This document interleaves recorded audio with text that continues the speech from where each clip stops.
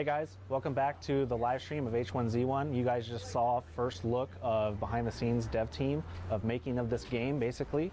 And now we're sitting here with Paul Carrico, who is a game designer on the team in charge of crafting. And he is playing in our playtest. We have company or team playtests twice a day.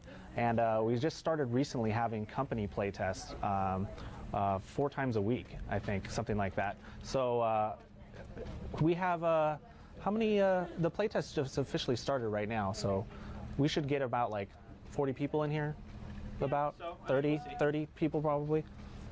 But it looks like before we got in here, we had the video feed up and he got attacked by some zombies, so he's gonna probably need to heal up.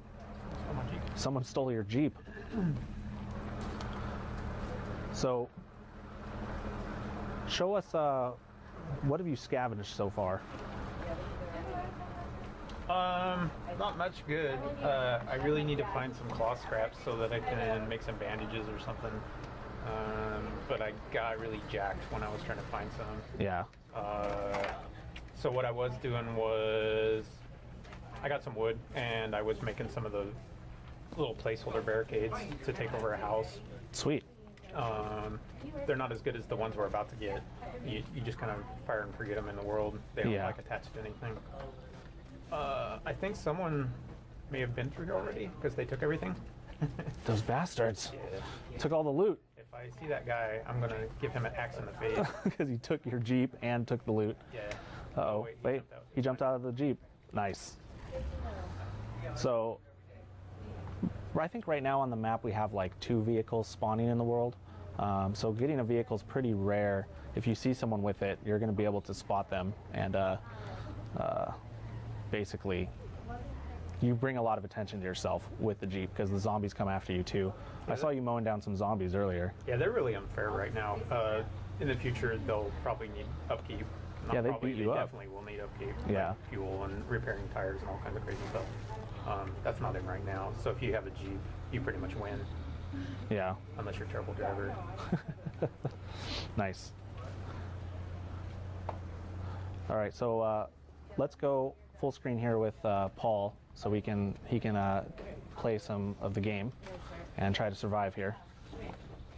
Yeah, do you guys have questions about what you're seeing?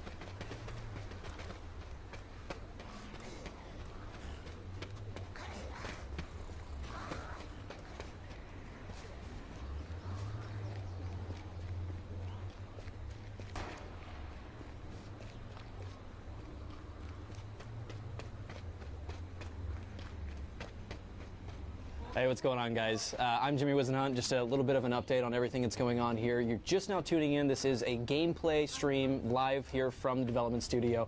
Right now, one of our designers, Paul Carrico, as we talked about a little bit earlier, who works on our crafting systems, is playing the game and showing you guys a little bit of that. I just wanted to reiterate, for those of you just now maybe joining us, I don't know, I'm stumbling on my words. It's a lot of fun. A little crazy around here today, but if you're just now joining us, this game is H1Z1. It is a survival game. based after the apocalypse. We'll get a little bit more into the backstory here in a little bit, but this whole day is dedicated to showing you guys what happens behind the scenes while developing this game. It's going to be a 12-hour stream. We started this morning at 9 a.m. We'll be going to 9 p.m. tonight. As a matter of fact, if you're here in the San Diego area, or shoot, if you're in the LA area and you want to drive down, you can come down from 12 to 5 p.m. today, Pacific. More than welcome to do that. We have some great activities for you guys to set up, and I believe there'll be some people already on the way here. I'm taking a look at chat while we run through. Sorry, I'm just taking a look at a few things here. Don't forget to also be tweeting your questions to hashtag H1Z1 Design. We'll be looking at those throughout the day. The feature we picked today was we essentially put up to Reddit for a vote what you guys would like to see us try to implement into the game. And there were a lot of good ideas out there, and the one we ended up choosing from those, because there's a lot of really hot debate over that, was barricading off buildings. So in our world, you're going to have the ability after today, we have a couple stretch goals we're going for as well, but what we're really shooting for is to be able to take the environment, take some wood from there, some metal or whatever you can find, craft it together, be able to shut down the windows, and make sure zombies, wow, he just got wrecked. Who was that? Who killed you? Rakowski's fired. He's fired, apparently, so that's how that happens. But, yeah. Once again, the beauty of game development, guys, you're going to see behind the scenes throughout this day. And we'll have a few more interviews coming out and showing progress as we move along throughout the day. But once again, if you guys want to tweet at me, I'm at JimmyWhiz, JimmyWhis. And if you don't want to tweet at me, just at the team in general with questions, that is hashtag H1Z1 Design. We're mostly taking questions regarding the feature for today. If there are any general trends when it comes to general gameplay questions, we're more than willing to answer those as well. But we'll be getting the game launched back up here in just a second. Actually, yeah, shoot me a question. What do you got? So, regarding barricades, will barricades have trap functionality? Trap functionality. That's a separate item. If someone, someone else asked a similar question. Will barricades be able to damage players and zombies? Well, that's a separate item, just like Kariko had said, as he's going to be working on that system.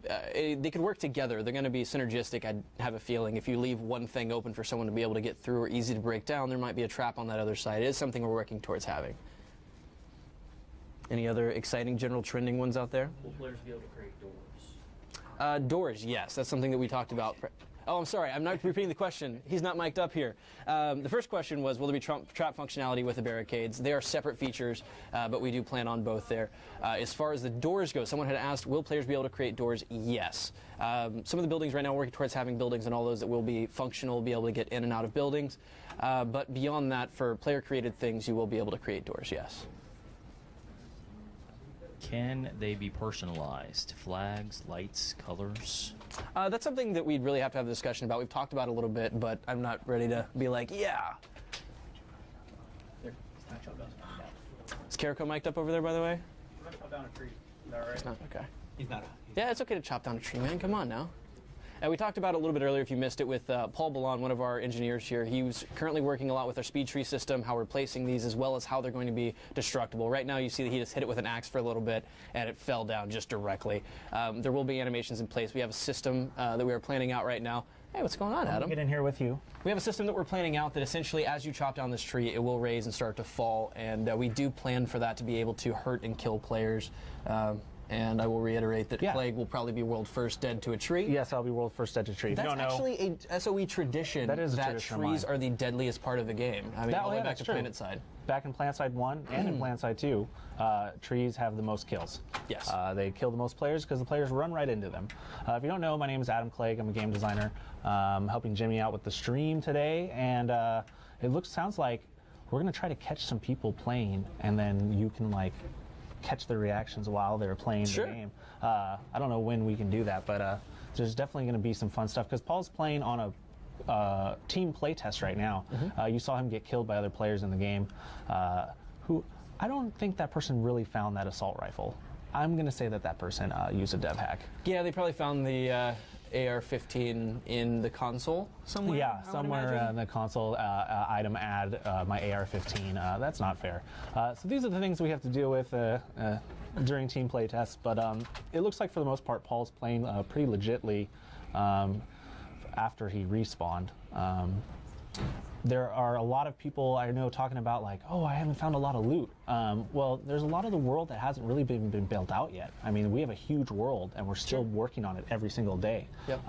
And things like loot spawns and things that you find in the world, we're fine-tuning those numbers all the time. So I wouldn't worry about anything that you really see in this gameplay video, gameplay-wise, because we're looking at ourselves on the screen. Well, looking at this we're big watching giant the TV. game. We're Yeah. commentating on this. If we want to put the camera up, But, more than welcome to. Just know that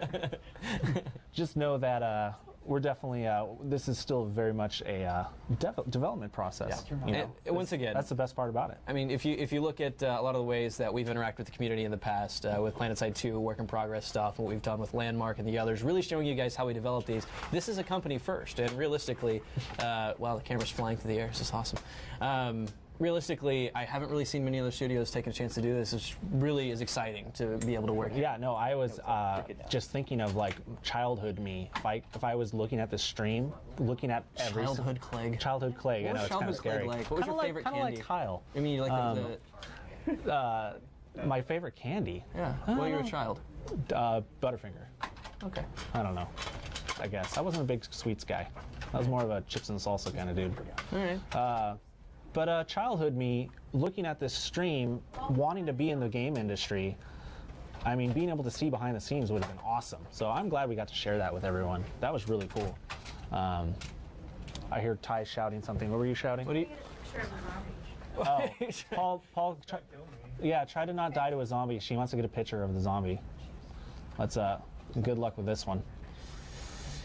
As he's kind of shambling towards Paul. Oh, he's gonna get him.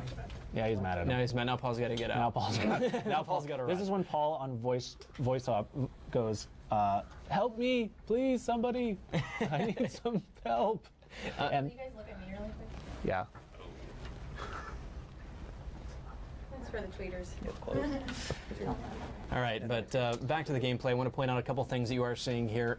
In the past, we've talked a little bit how we're dealing with this AI in our plays and how they'll interact with players in the world. We do have a circle of life in place. It's constantly being tuned. The behaviors of all these are being tuned. A lot of it, we're very much focused on having emergent-like AI, where they will be able to make decisions based off their surroundings. So if there's a player involved, they are hungry, they desperately need something, and there's a dead body, one of your you could, I didn't think about this, but you could shoot your friend. I could shoot Clegg in the leg if we're playing together. Clegg in the leg. Clegg in nice. the leg. Shoot him right in the kneecap, and end up just finishing him off. So the zombies then go eat his corpse, and I can try to get away. And then you could come back to my corpse and then loot me. Yes, You know. and this sounds like a very advantageous situation. That's pretty awesome. The problem with that is now I'm a man down, and there are a lot of zombies in this game. But I'm that kind of guy that doesn't think about it. I probably should, because I would get screwed in this. So, Paul, you laid that trap down. Are you waiting? Is that a trap that can like trap a zombie? No, it's a rabbit trap. A rabbit trap. Okay, so you can come back there and get food from it. Yeah, if you get stranded out in the woods and you're desperate, you can build these little rabbit traps. So he's saying if you get desperate out in the woods, you can put these little rabbit traps and then come back to them and they'll have food. Yeah. And just one of the things that you can craft in the game. And Oh, it actually caught one. oh, there you go. Pretend a rabbit ran in there. There you go. You got some food. But we will have wildlife in the game that simulates that, like a rabbit or wolf, a deer, you know, whatever else we've been talking about wanting in the game. What would you guys want to see in the game for wildlife? Yeah, once again, hashtag H1Z1 design. Make sure you're tweeting your questions, suggestions, and everything else on there, whether it's regarding this particular feature or general gameplay questions. Today, we're going to try to stick to a lot of what we're working on for this feature. It is the, I guess, topic of the day. Nice. So here in a little bit, we'll have a progress report after this playtest. That's the most badass way to light a campfire, by the way, is to just take a torch that's on fire. Well, it's not even and just, like smack it, and then it just lights on fire. Right, it's not even like you just hold it to he it. got attention of the zombies. Man, this is... Paul, you need to make a friend. You need like a dude to... You need an ally. I tried to make one of them earlier and he shot me. Oh, yeah, So, that's true. He tried to make one earlier. I'm paying attention to chat. You asked the question, what would they like to see as far as they want to see Godzilla, pandas, ants, bears, birds, Wow. Sharknadoes, Bigfoot, flying unicorns, Dude, I love all dinosaurs, these ideas. and giraffes. I think I covered it all. Flying unicorns, Godzilla, Sharknado. This is... I would play that game. Yeah, that sounds like a lot of fun. So...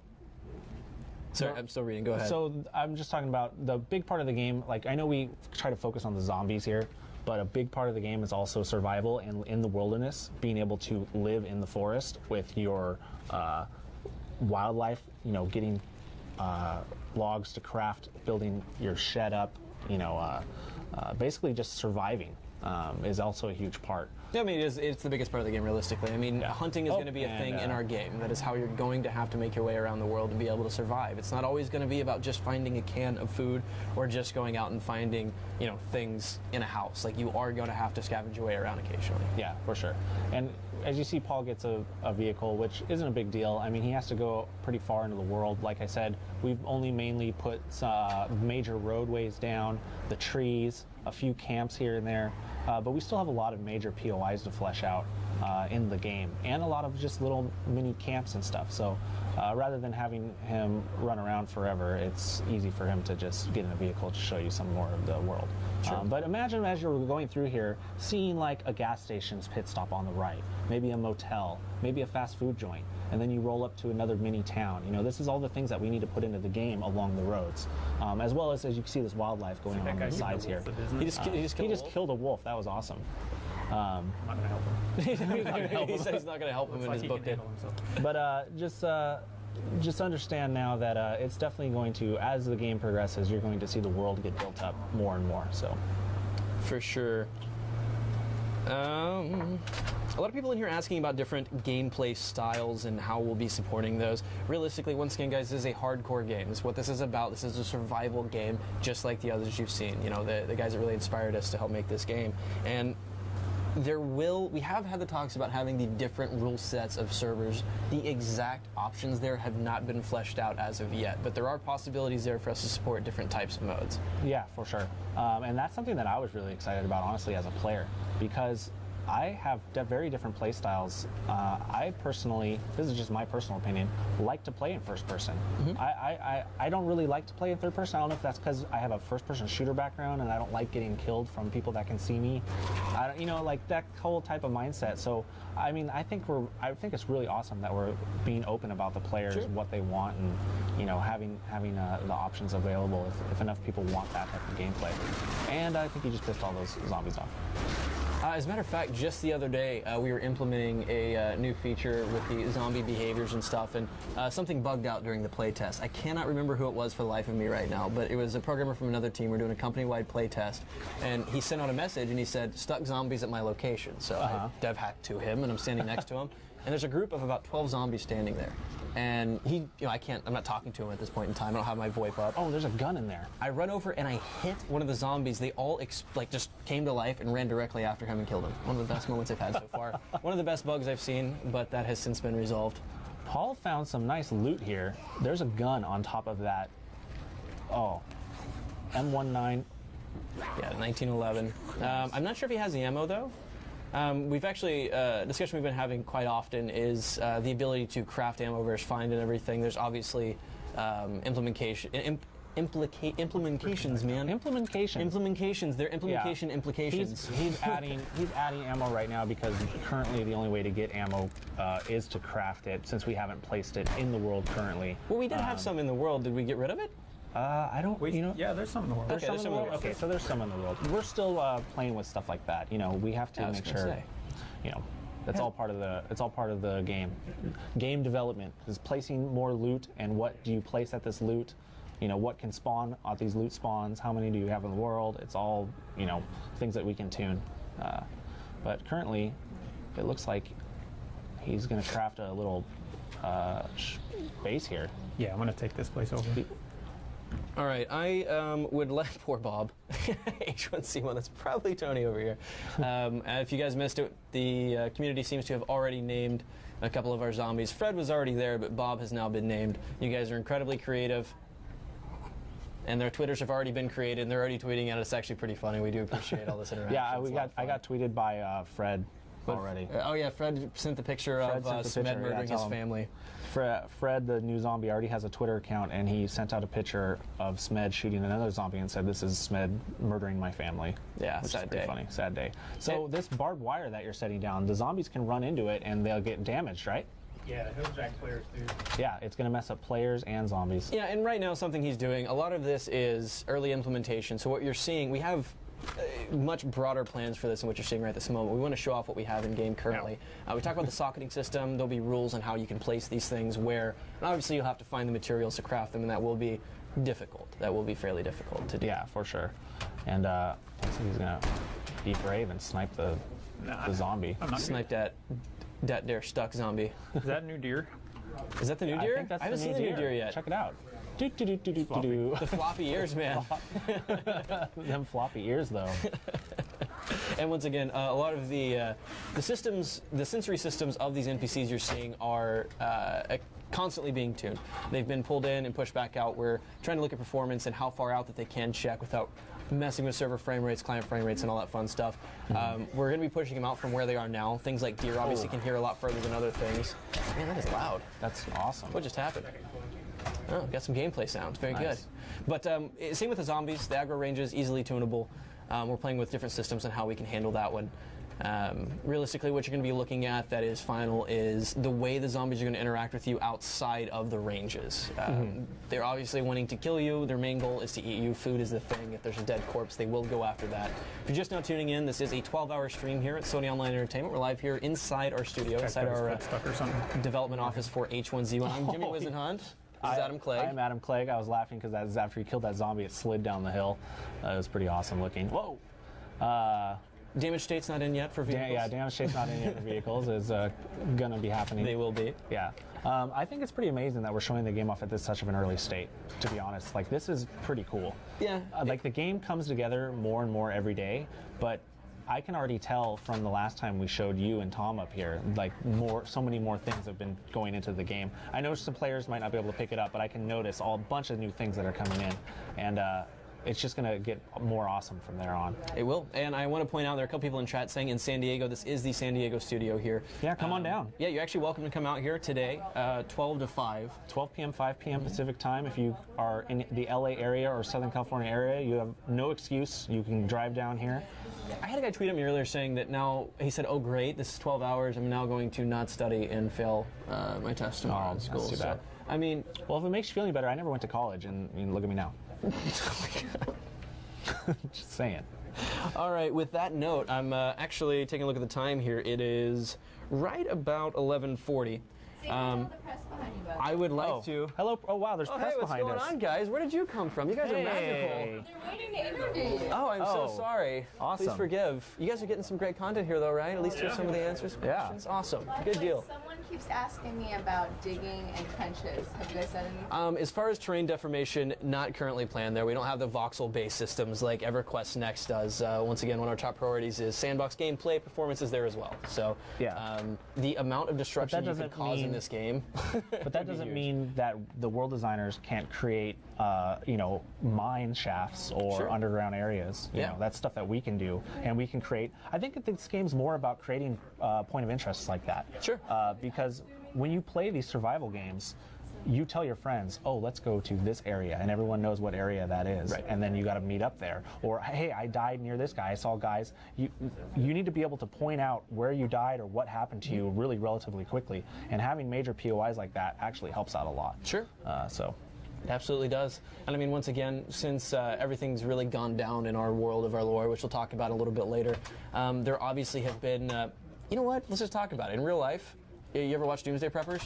I haven't caught it, but I know what it is. I mean, realistically, a lot of that stuff is going to end up happening if something like this ever would go down. You're gonna want to make shelter. That's like the first thing that you need. So you will see a lot of the trenches and that sort of thing, I'm sure, throughout our world where people had put up their last stand. Yeah, definitely. These are the people that are still alive are the lucky ones. Yeah. That was cool. Sick air, bro. Yeah, you got like 3 feet of air that time. I'm actually wondering, this is going to be a question for the AV team. I don't know if they're prepared to even answer this. Are we going to be able to do some over-the-shoulder stuff with some of the devs? Or is that... Then we got the alright? thumbs up. Can I leave Clegg alone? Do we trust him alone here on Yeah, stream? leave me. I'm good, dude. I'm just gonna say. They're saying no. He's Dang saying it. yes. No, I'm Where's fine. our PR staff? Who's in the game right now? What do you mean? Playing. Everybody. The whole Well, team, man. Let's see. It's the same 20 thing as people? every day. 20 people? Okay. Well, I mean, we got the company too, I I just want to think. make sure. I'm gonna go to the main town. He's gonna go over to the main town. You go bug somebody else who's All right. playing the game. I'll go troll some people. Let's go have some Sweet. fun. So while Jimmy goes and does that, Basically, what he's going to do is he's going to go to the other people in the offices that you saw earlier and go over the shoulder for them to see how they're playing the game. So you can see other people. I think we're going to have a double shot of, we're not going to leave Paul's gameplay here, but we're going to be able to show Paul's gameplay and somebody else's gameplay. Am I right? Yes. Okay. Cool. Dude, I really want to jump off that cliff. Jump off the cliff. Paul's saying he really wants to jump off this cliff, so he's getting some psychopathic tendencies. Well, here. you were mocking my 3 foot of air earlier. Oh, he was I was mocking the 3 feet of air, so now he really wants to jump off the cliff. All right, here we go. Oh, Can I even get up there? I don't know. That looks like an awesome rock to jump off, though. Where do you go? Maybe right there. That looks okay. Let's see. What's the worst that could happen? What's the worst? Yeah, exactly. What is the worst that could happen? This is an empty lot that looks like a warehouse is going to be placed there eventually. And let's see. Oh, it looks like he can make it up there. Dude, this is like Pride Rock. You're about to be a newborn king. Here we go. Oh, you're gonna actually try to get up the rock. This is like, look at that. Look at the suspension on that thing. Amazing. That's amazing. All right, here we go. I'm the king of the world. Oh. You broke the camera.